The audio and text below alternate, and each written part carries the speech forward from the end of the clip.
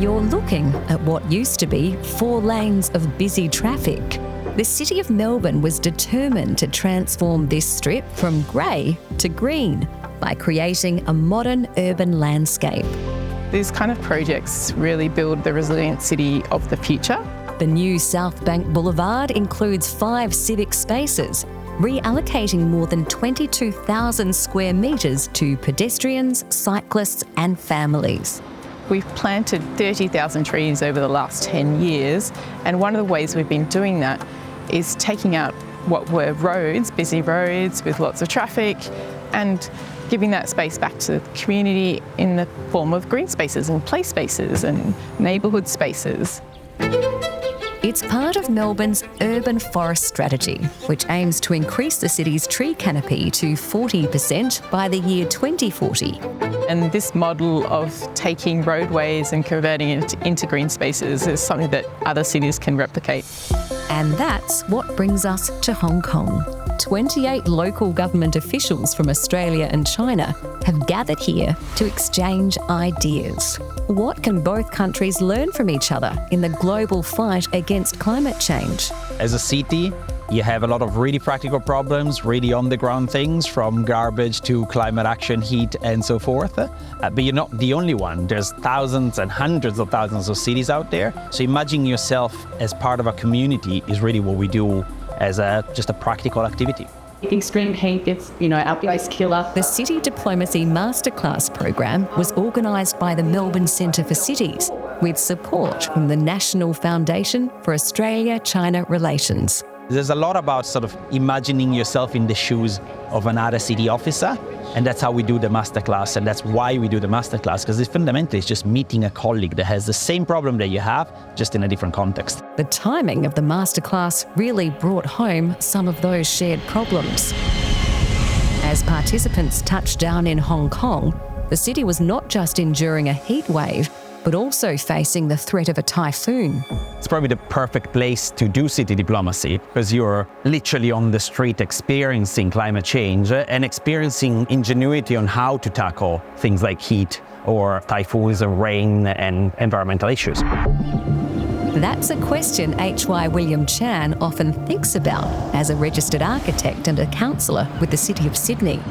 To be honest, sometimes dealing with these issues is quite a big, daunting task, and being able to work with others. For me, personally, it was important that I understand the global perspective, but also how I can apply it to Sydney as the global city of Australia. Do they know about these solutions? He believes all cities need to prepare for extreme weather conditions. A good example of this is how we've been working with strata corporations to look at installing solar panels or EV-ready chargers in apartments. Because these challenges are step by step, we can't just solve it all at once, but by doing so, we can actually ensure it's community-led. The delegates shared their own unique experiences, including mistakes others can avoid. Cities are actors who have to get to net zero, so we impose transition risk on others when we regulate to get to net zero, but we are also subject to transition risk ourselves. How to adapt to climate change as a seaside city.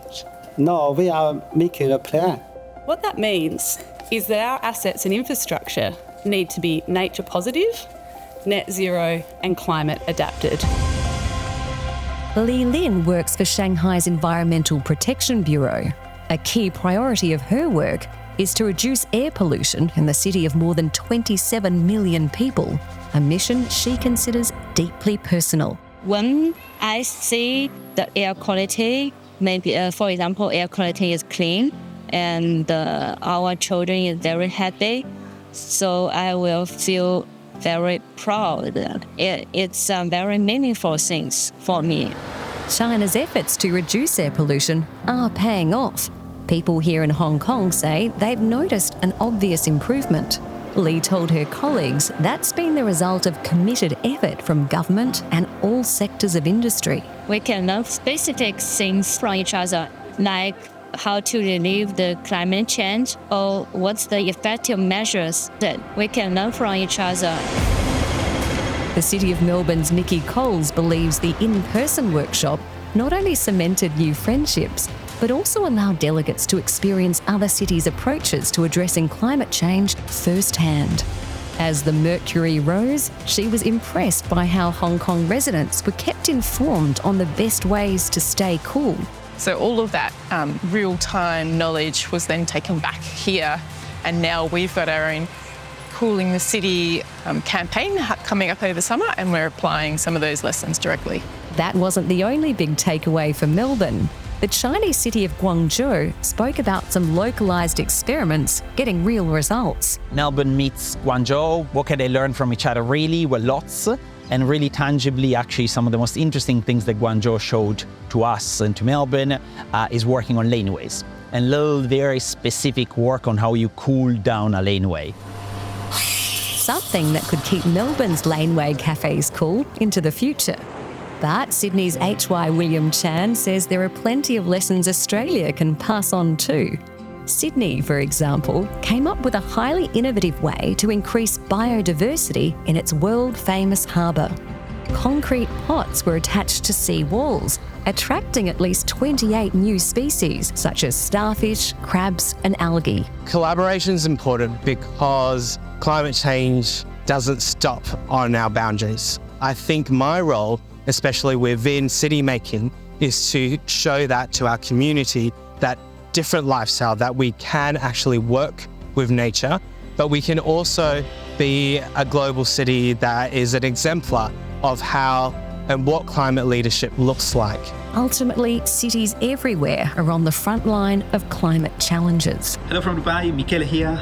I'm standing on the eve of Day 6, the Cities Day. And that's why the actions of cities are now given prominence at the United Nations Annual Climate Change Conference. Innovative decarbonisation projects in heavy industry. Cities are responsible for about 70% of global emissions. COP28 in Dubai brought together 197 countries to determine global goals. This COP was the first one that had cities in the proverbial tent. So I come out of it fairly positive, very hopeful.